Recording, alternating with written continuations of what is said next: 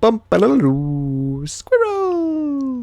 So hello, and welcome to another Legend of Runeterra video. My name is Chris, and today we will be playing a bit of a different take on a familiar deck, you could say. Because today we are playing FREEZY Big Boys, which is combining the very familiar deck of Ashe and Sejuani, but going in a bit of a different direction with the deck than to others that you may have seen in previous metas, previous weeks, wherever it may be. And this deck has existed before and did come around before, for those of you who, paying close attention to the meta each and every week that goes by. Because this is kind of like, your typical Ashe sort of mid-range, but with more of a sort of beat-down, aggro mentality than other games, and you could see that in some of the card choices that we're using. We're using Reckless Trifarian as a 3-drop, obviously with the 5 attack. We're still keeping that theme. There's no Babbling Bjerg for more draws, but instead we've got Kato the Arm instead of Hearthguard. More of an aggressive slant. Overall, we're using Ancient Yeti here as just a big another beatdown tool, and I've always really liked this card. I think it's kind of cool in what it does, and it's actually you may not have seen this card played a lot elsewhere, but it's starting to see play now more and more, and it's always been a pretty strong card, just because obviously a 5/5 overwhelm is just a good that's a good stat line. There's nothing to complain about at all, but either what's going to happen is it's going to be in your opening hand and it's going to be a 4-mana 5/5 overwhelm, which is pretty good, or it's going to, you're going to pick up late game where mana doesn't really matter as much, and then you've still got a 5/5 overwhelm, which is also pretty good. And obviously combining it with, sort of what our deck is doing with the assessors and the like, we can, obviously turn that into extra card draw and other stuff as well. Aside from that, obviously we've still got some Frostbite tools, obviously Iceveil Archer, Brittle Steel, obviously Ashe herself and Harsh Wind, so there's still the typical sort of game plan going on alongside it, but we are looking for more of a beatdown game plan than perhaps other Ashe Frostbite mid-range decks are looking for. So let's go test it out in some games and see how we do. So Teemo Sejuani is the first deck we play against. Certainly an interesting one. Reckoning could actually be pretty interesting. Brittle Steel, we're attacking on 1, so I think I'll drop the Brittle Steel. I'll also drop the Reckoning. It could be decent in this matchup, but obviously we don't have really an option for it to be used yet, as we do find Kato the Arm. And a Trapper as well, so we have a pretty nice 1-2-3, and obviously Iceveil works pretty well on turn 2 if, he doesn't drop Teemo right here. I think I will attack. This kind of is, forcing him somewhat into developing, and that's going to give us a good Iceveil Archer on 2. So we're getting, sort of more use out of our cards.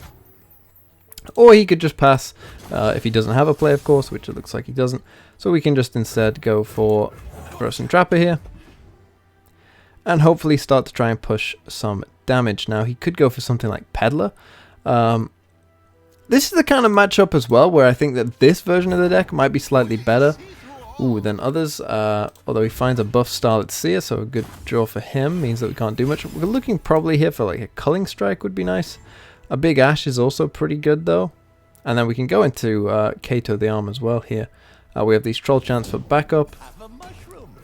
So we're going to put on some pressure here. We're going to drop Ashe, we're going to drop Kato the Arm, and we're going to hopefully just try and destroy him. He could go for a Thermo Beam here. But that's fine, as we know we've got the Troll Chant. It will give him these buffs.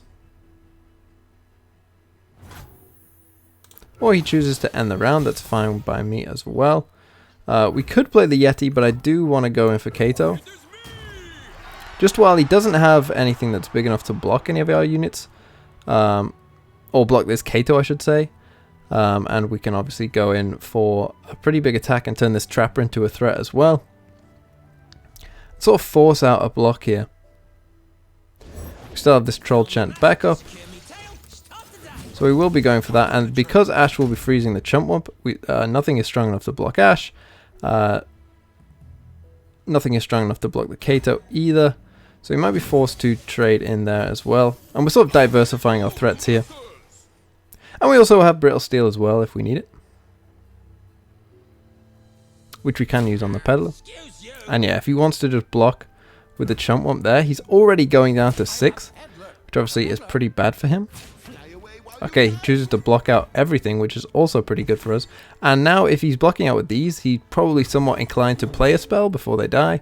Or in this case, he doesn't want to. He wants to keep my Ash there. Oh no, he does. So we have, you know, different options here for depending on what he does. Goes for an Elixir of Iron. And now he's going to play out his spells.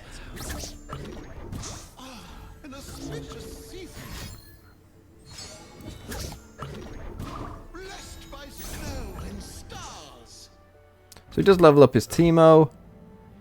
Ash is going down to 1 here. I could Frostbite. So I think I actually will.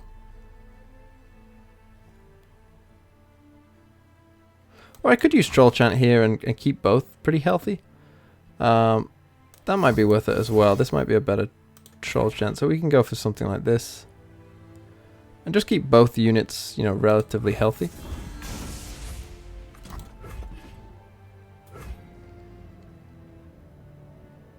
Because he might want to go in for like a 1-mana Thermo Beam here, and so, you know, by taking that away, you know, it keeps us out of range of a lot of stuff. And we're going to be piling on pressure next turn as well. So he might need something like Sejuani here. And he obviously, that's his first on Sejuani. He does get the Shared Spoils. But depending on what he just drew, like, you know, we could go in for a big attack here next turn.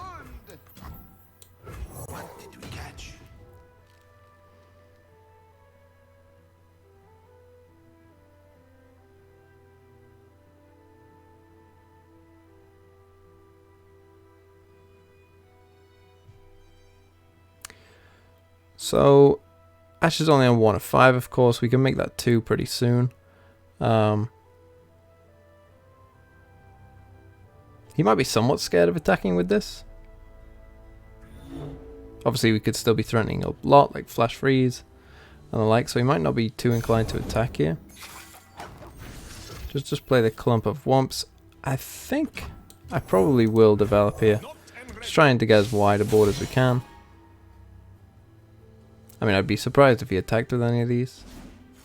Just wants to buff up his units as much as possible. Just fine by me. We're going to go in for another big attack.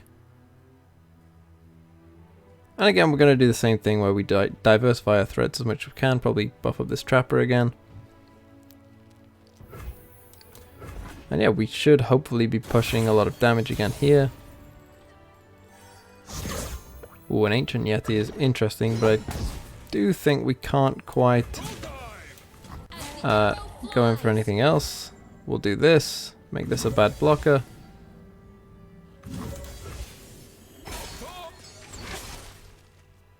Ash goes up to 3, so we couldn't have had the opportunity to, you know, get in that Flash Freeze. We might use another Troll Chant depending on what he does. I would suspect block here. Oh no.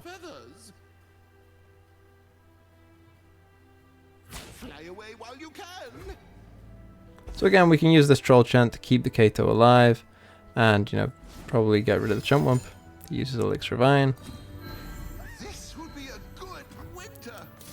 So yeah, we'll do that again. Keep our board as wide as we can. Sejuani's still only on 2, which is pretty good for us. This Brittle Steel is, you know, obviously losing potential here, but he's down on 6 already. So if we can go wide enough, we could be good here. Okay. 3 mana. He could potentially Thermo Beam here, which obviously we don't want. Now that he's played that, obviously we can drop this. And it is a Peddler that's been buffed up. That's pretty good for us. Of all the things. We find another Ancient Yeti, which is also nice. Because if he does attack with this, we can obviously just drop you. No need to take 7 damage. And we're probably going to be inclined to play the Ancient Yeti again.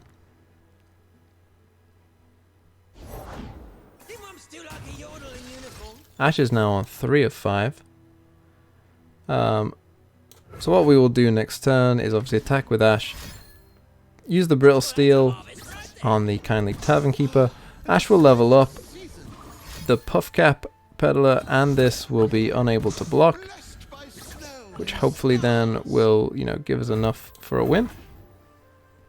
And if we can find something like, you know, Harsh Winds or whatever, that would be nice as well. We find just a Culling Strike. But we will be going for this. And again, we'll diversify our threats as much as we can. He could have a Mystic Shot though, that's actually very true, so I might go for that instead. Just so it makes it more difficult for him to kill that. And yeah, we'll do that. Level up Ash. These can't block.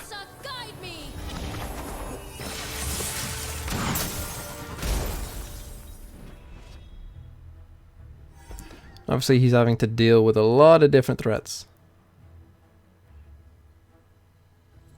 Yeah. Ooh. That felt pretty nice. So against Swain TF, we shall see what we can do. Brittle Steel here, probably not as useful. Glory Seeker, probably not as useful. Obviously, Culling Strike can kill both their champions, so I'll probably keep that, and Omen Hawk, obviously, as well. But not an ideal opening hand here. You know, you're looking more for, like, Trapper, I guess. We will start out with Omen Hawk. If we play Trifarian Glory Seeker, it's likely we'll see, like, a Death's Hand. This is a better draw. I will go for it. But I'm expecting a Death's Hand here. Make It Rain! Oh wow, we're coming against someone still running Make It Rain. I'm not sure if every... I guess some of them do. I was a bit surprised by that, I guess you could say. Reckoning that.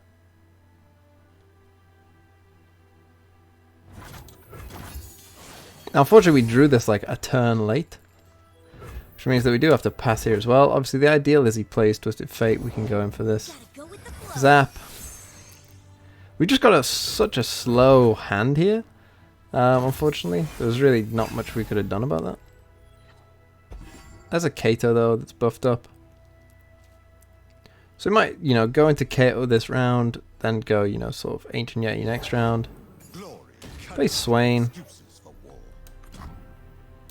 We can go in for Kato now. Ah!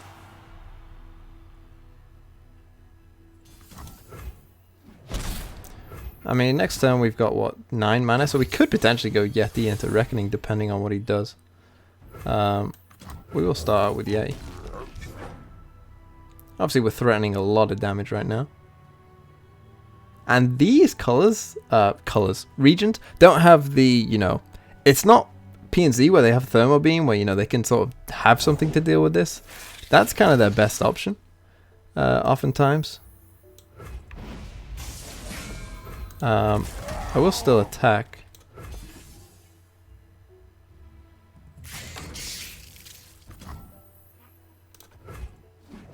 So he's probably looking at, like, I mean, if it's a double flock, that would be somewhat. So there's one flock.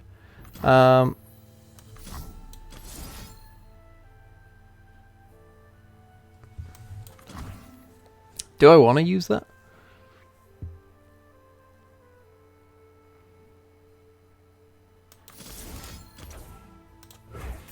I guess I do.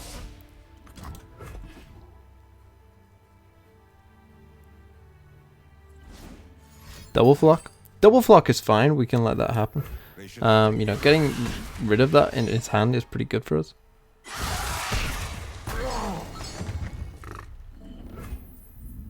So Swain needs one more, but we can always go for the Reckoning. More flocks. 2 more flocks! Okay, well, then we'll just go for this Culling Strike. And he'll lose his Swain. So 4 Culling Strikes in one turn. It's not often you see that. A bit rare, of course. He has, you know, used his whole hand pretty much now. But again, our hand not great.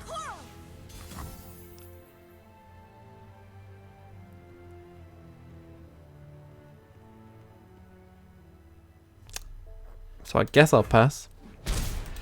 I was contemplating the brittle steel there, but ultimately we'll pass. He has salvage. I mean, that quadruple flock. It's not often you see that, is it?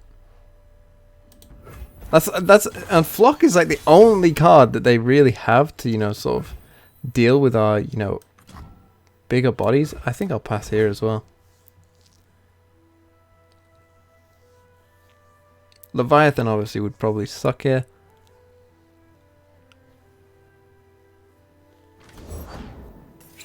House Spider sucks less.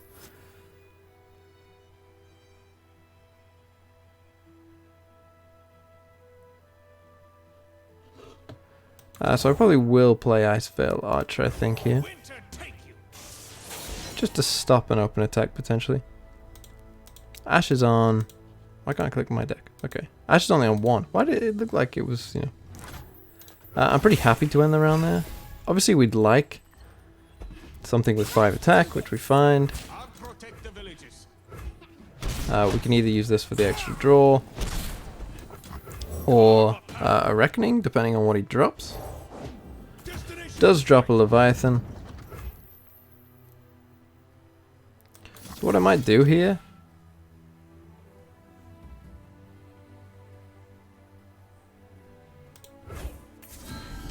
is you into the Reckoning.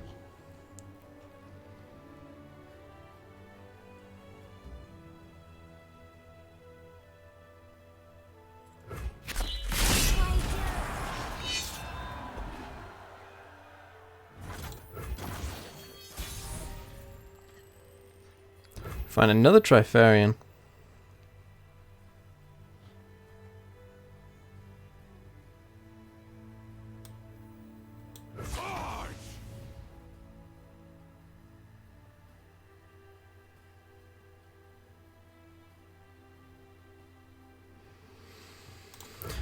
So I will just attack. He's probably going to drop Swain.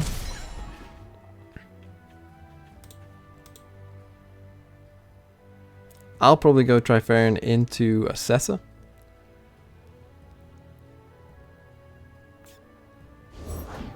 Never lost a fair game. Or played one. Who says I don't share?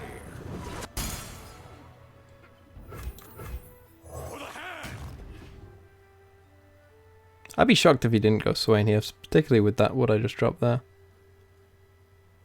Has he got another flock? How many flocks? So he played 2 for Swain, and then I think he played 2 normal ones as well. So he's got 1 normal flock left. If he wants to go here, might be running like 1 of Scorched Earth as well. Does go Swain. I'm not too worried about this because obviously we have like Harsh Winds in hand. We can stop a Swain attack anyway. And now we find another Harsh Winds and an Omen Hawk. So I'll probably drop the Omen Hawk now. It does deal with that. And these are our strongest units. So even if, you know, so we should be able to get a block off here. No matter what. This is obviously a pretty good draw, I won't lie.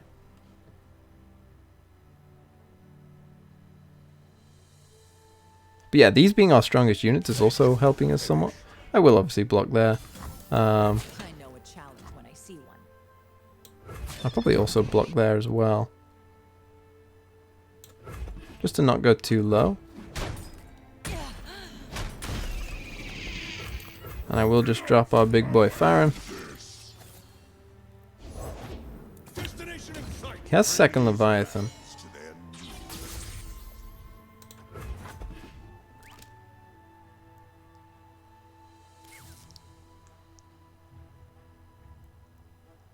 So he's thinking about going flock here. Now he goes pick a card.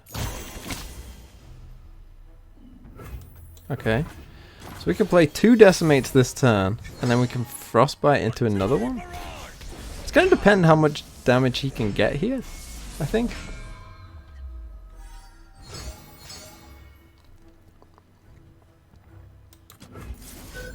I think we definitely drop a Decimate here.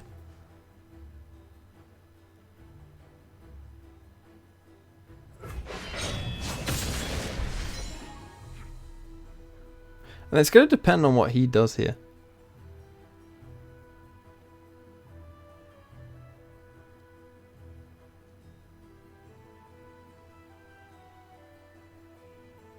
I'm going to be down on 5. I could be down on 1 potentially. And we know he's running Make It Rain. He's got a Death's Hand as well.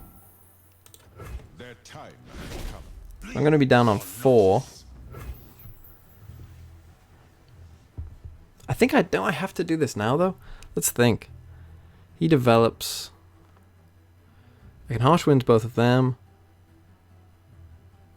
I'm down on 4. I'm down on 2 if I let the Twisted Fate attack go. How much mana will I have next turn? So I'll have the full 13, which means I can go 6, 7, and still have enough for you. I mean, if it... Oh, I think I have to do this now.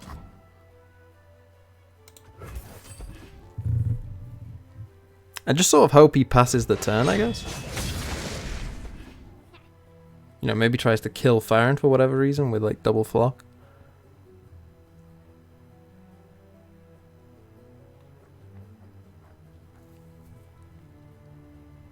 So I'm down on 4. Frostbites. That's probably one of the better cards he could have played, I guess. 4, I'm down. I could be down on 2.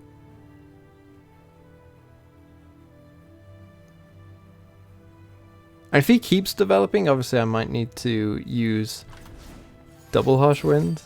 He does have Scorched Earth, that's fine. He's saying good game, little does he know. Little does he know that, you know, it's probably like a, I'd call it like a 50-50 at this point. Thing is, do I... So he could also get the 1 from Twisted Fate. So do I have to double Harsh Winds? So obviously I do this. Yeah, good game, pal. Then I obviously have to do this.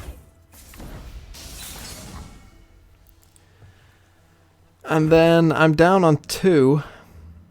I played Decimate. He can red card before and that would leave him with just needing Death's Hand. But if I go down, if I don't play it now, then he can just, you know, he'll deal 3 again and we're kind of in the same position. So we just let that through and we try and win this turn instead. He does play Flock. Yeah, so he's gonna look for the extra damage. I have to hope he doesn't have Make It Rain in hand. If I...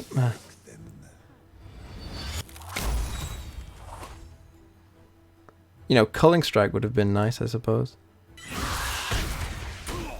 So we had another Flock. Because of course. 2 damage goes through. We just have to hope here that he doesn't have Make It Rain. Death's Hand he can't use. Please go through. The stun obviously doesn't do anything. You idiot! Oh, isn't it so satisfying when you beat someone who does that?